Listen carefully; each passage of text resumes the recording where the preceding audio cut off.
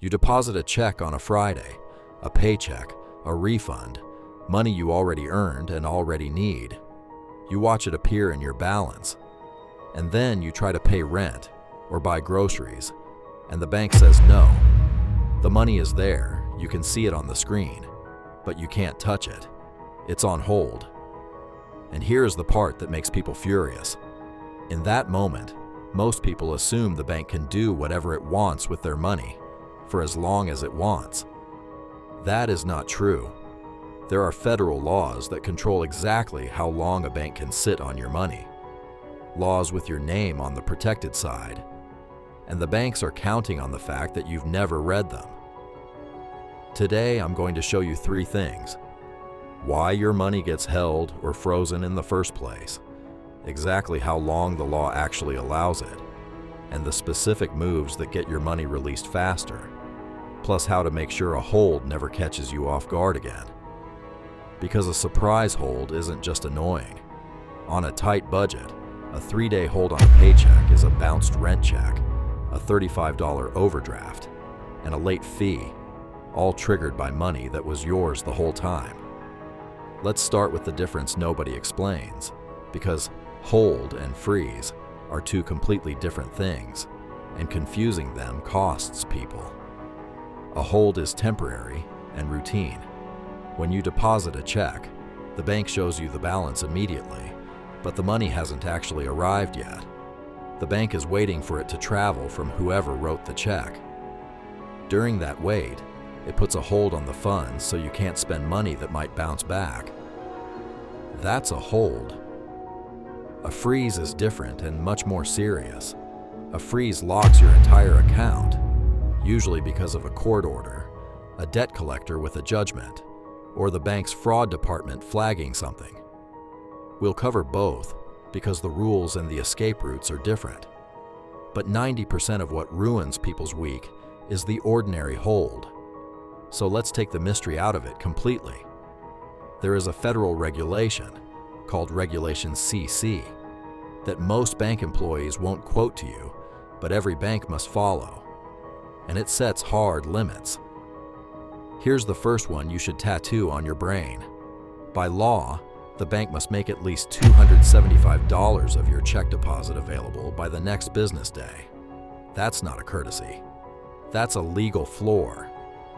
So if you deposit a check and the teller says, "It's all on hold for a week," you can say politely, "I understand, but Regulation CC requires $275 available next business day. Can you confirm that's posted?" Watch how fast the conversation changes when they realize you know the rule. So how long can they hold the rest? For a normal check, the standard is short. Most of the money must be available within 1 to 2 business days. The bank can only hold it longer if your situation hits one of a few specific exceptions written into the law. And here they are, so you know exactly where you stand. Exception 1. Your account is brand new, open less than 30 days. New accounts have the loosest rules. The bank can hold larger check deposits up to 9 business days. Exception 2. It's a large deposit. The portion of a check above about $6,700 in a single day can be held longer. Notice that's only the portion above that line. The rest still follows the normal schedule. Exception 3. Repeated overdrafts. If your account has been overdrawn 6 or more times in the last 6 months, the bank is allowed to slow your deposits down. Exception 4. A check that already bounced once and is being redeposited. And Exception 5. The bank has a specific, documented reason to believe the check won't clear. That's the entire list. If none of those 5 apply to you, the bank does not have the legal right to sit on your paycheck for a week. And knowing that is your leverage. And understand why this matters so much on a tight budget. Because it's not abstract. Picture it. You deposit your $400 paycheck on Friday, rent auto drafts Saturday. If the bank wrongly holds that deposit, the rent payment bounces. That's one overdraft fee, around $35. Then the gas station charge you made Friday afternoon posts, and with the paycheck still held, that overdrafts too, another $35. By Monday, a hold that should never have happened has cost you $70 in fees on money that was legally supposed to be available. That is the exact chain reaction the rules exist to prevent, and the exact reason knowing them pays for itself the very first time. Now here's the protection most people never use, and it's built right into the law. Whenever the bank invokes one of those exceptions to hold your money longer than normal, it is legally required to give you written notice, telling you why and the exact date your money will be available. If you deposit in person, they're supposed to hand it to you right then. Otherwise, it comes by mail or message, usually the next business day. So if your money is being held and you never got that notice, the bank may be out of compliance. And that is exactly the kind of thing you raise, calmly and specifically, when you call. Which brings us to the moves that actually get your money released faster. Move 1. Deposit the right way. Cash deposits and direct deposits, like your paycheck arriving electronically, are not subject to check holds at all. They're available fast, usually next day or same day. So the single best protection against a hold is to set up direct deposit for your paycheck instead of depositing a paper check. If your employer offers it, that one switch eliminates the most common hold you'll ever face. Move 2. Know your bank's cutoff time. Every branch has a daily cutoff, often somewhere in the afternoon, and anything deposited after it counts as the next business day, which quietly adds a day to everything. Deposit in the morning, not at 5 p.m. on a Friday, or your next business day becomes Monday or Tuesday if there's a holiday. Move 3. When a hold has already hit and you need the money, call and ask 3 specific things. 1. Which regulation CC exception are you applying? Making them name it forces them to justify it. 2. Where is my written exception notice? 3. Can a supervisor review this for early release? Frontline staff often can't lift a hold, but a supervisor frequently can, especially for a long-time customer with a clean history. Polite, specific, and informed beats angry every single time. And move 4. If the hold is clearly wrong, if none of the 5 exceptions apply and they can't produce a notice, you escalate past the branch entirely. You file a complaint with the Consumer Financial Protection Bureau at consumerfinance.gov. Banks respond very differently to a federal complaint than to a frustrated customer at the counter, and filing one is free.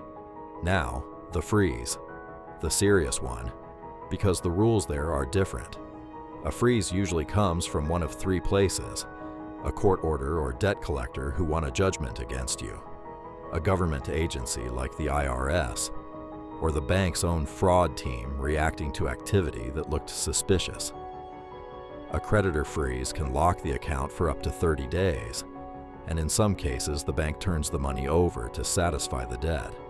A fraud freeze often clears in 2 to 3 weeks once the investigation finds nothing wrong.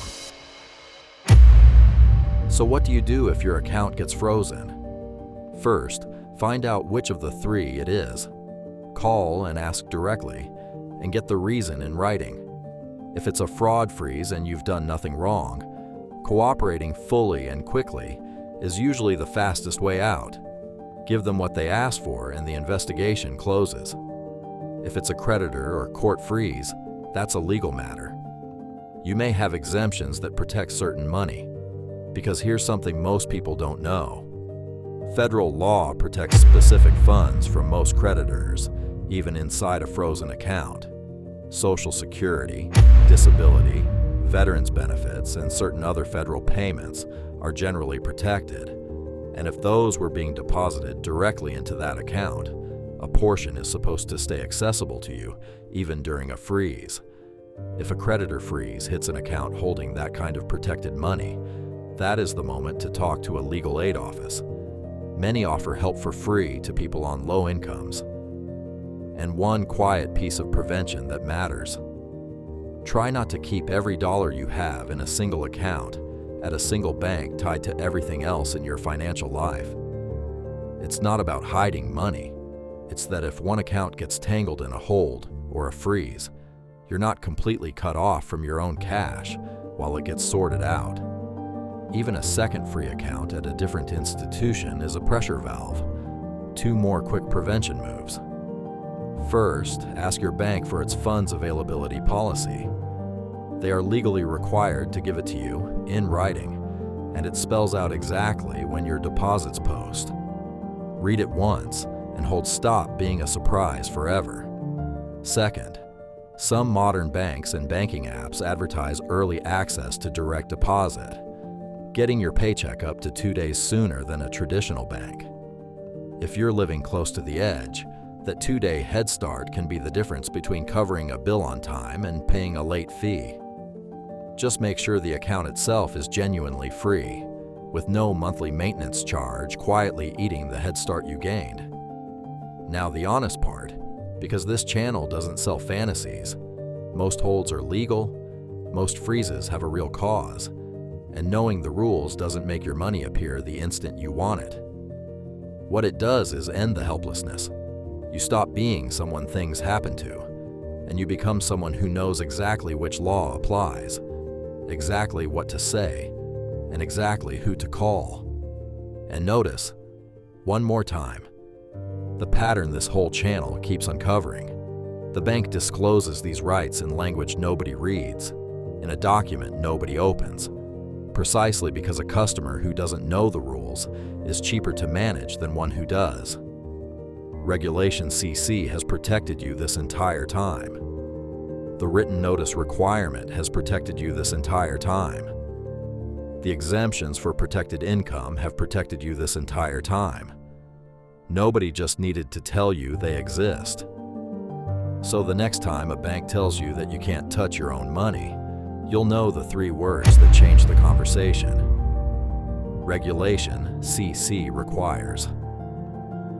Now tell me in the comments, has a bank ever held or frozen money you desperately needed? What happened? Your story might be the warning that saves somebody else. And if you want to know how the biggest banks quietly design overdraft fees to hit you at the worst possible moment, and the free accounts that eliminate them entirely, that's the next video. Subscribe so you don't miss it. This is the last dollar. Make yours count.